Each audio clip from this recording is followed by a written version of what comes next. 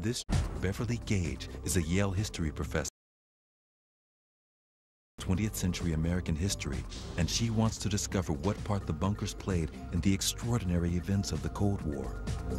To actually have the opportunity to walk into the bunker and feel what it is that a congressperson might have felt in 1962, in the middle of the Cuban Missile Crisis, it's really quite an incredible experience. First thing that you notice is that these were not luxury quarters, even at their best.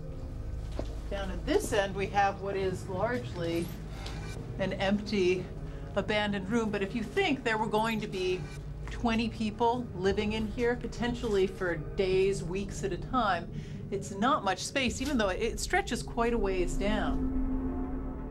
This four-room facility had to manage all emergency services for a city of 1 million people.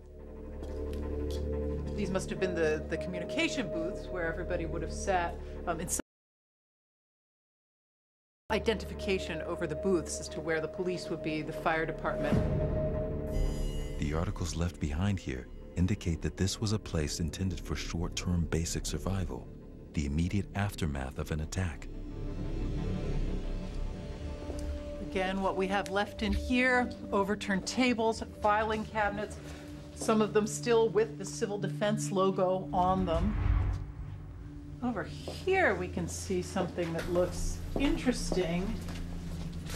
Here we have Civil Defense all-purpose survival biscuits, very straightforward, wheat flour, sugar, vegetable shortening, not much else. Each member of the team stationed here would have had to make do with only 700 calories a day. Much of the equipment that was originally fitted here still remains. When Gary first learned of the bunker's existence from newly declassified documents, he discovered numerous Cold War artifacts he's removed and preserved.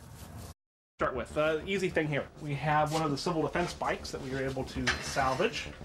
Bring it down out of there. Okay. And this is presumably not just for exercise? No, the original bike had a fan right up here, along with a generator. 2 people would sit on here and pedal. It would be done in 24-hour increments, probably 2 hours per shift. They could use this to generate power and circulate the air. It was on basic equipment such as this that Washington would have to depend in a time of war. And here, Beverly, we have a neat piece, one of the original Motorola radios.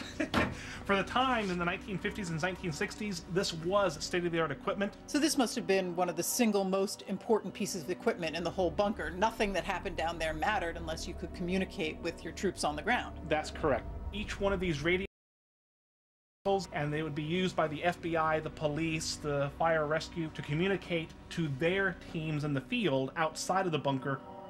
At some point, the bunker's occupants would have to determine when it was safe to leave.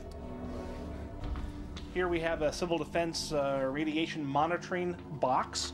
It would have been filled with equipment and other items used to monitor radiation after a nuclear bomb would have gone off in the area. It would have contained items such as the dosimeter that would help to monitor outside radiation levels to let people know if they could go outside or not after an attack.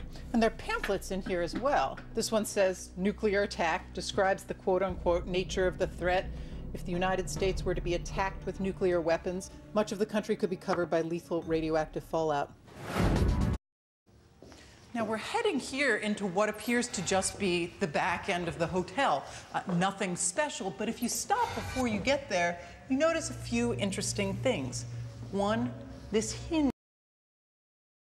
Another, an open space behind a part of the wall. And what this really is a false wall that's covering up the blast door. And if you're already in the know, it's incredibly obvious. But if you didn't already know, how could you possibly imagine what's back here? 25 tons of reinforced steel, built to withstand anything but a direct hit. For 30 years, high-paying hotel guests strolled straight past, unsuspecting. Here we have that massive blast door that was hidden behind the false wall. We're heading into the bunker now, and the first thing that you feel is this fierce blast of air. You As you walk in, it begins to feel like another building altogether. All of the ornamentation is gone. There are no more colors. There are no more carpets. This is one of the few spaces in the bunker that the public actually had access to. When the warning of an impending attack was given, this 16 had been shut off from the hotel and transformed into workspace for congressional aides. According to the hotel's historian, Bob Conti, allowing people inside part of the bunker was a deliberate technique intended to divert attention from its real purpose. How do you build something like this in secrecy? Well, you employ a technique called hiding it in plain sight. That is, they'd pass through a decontamination area. They'd be given new clothes. For fear of fallout, everything that they were wearing would be taken and destroyed. Powerful showers were intended to wash away any radioactive particles. It's cramped and confined, and if you can imagine, this would have been a congressperson's first introduction to the bunker. And once the public addresses would be made against these painted backdrops. On the completely absurd, the idea that someone was going to stand down here in the event of nuclear holocaust, a nuclear attack on Washington, and stand in front of the White House or stand in front of the Capitol and have that suggest that, don't worry, all is well. But on the other hand, it actually makes a certain amount of sense. Right? One of the things that you would want to project from a room like this is some sort of sense of reassurance, of normalcy. You'd still want to be able to communicate that in some way to the world. Well, it really is stunning to come inside the bunker just to see the level of detail, and on the other hand, to realize that all of this was vulnerable to a single person exposing it. Now historian Beverly Gage has come to one of America's last great wildernesses, where beneath these granite peaks is hidden a highly secure bunker built thousands of feet below ground level and able to survive a nuclear attack. A secure military facility under Cheyenne Mountain, which today is no longer operational. In 1961, in response to the Major Tom Veal is showing Beverly around this complex. Now, we have left daylight behind. We're entering a very dark, closed space. What's around us here? Well, we just came in through what we call the North Portal, and we're going to walk 1/3 of a mile to the blast doors. Now, overhead, we have 2,400 feet of granite that goes to. I'm standing here between part of the granite mountain and a building over here, and it just goes up and up and up. You feel very small standing down here. And in fact, the buildings themselves are entirely separate from the mountain. They are inside. You can see the mountain over here. This is the granite. This is the building. The two do not meet.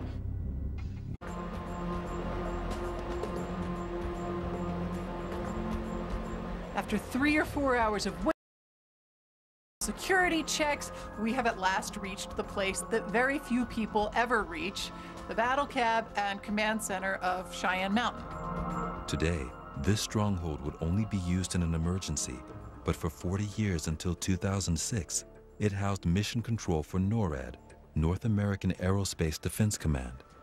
People who have heard the legends of Cheyenne Mountain would think we'd look out here, we'd see people sitting with their fingers on the nuclear button. Actually, there are no nuclear buttons down there, and that's a popular myth. Actually, what we do is we fuse and disseminate information, and that would in turn go to the National Command Authorities of the United States and Canada. They're the ones who decide when to use weapons.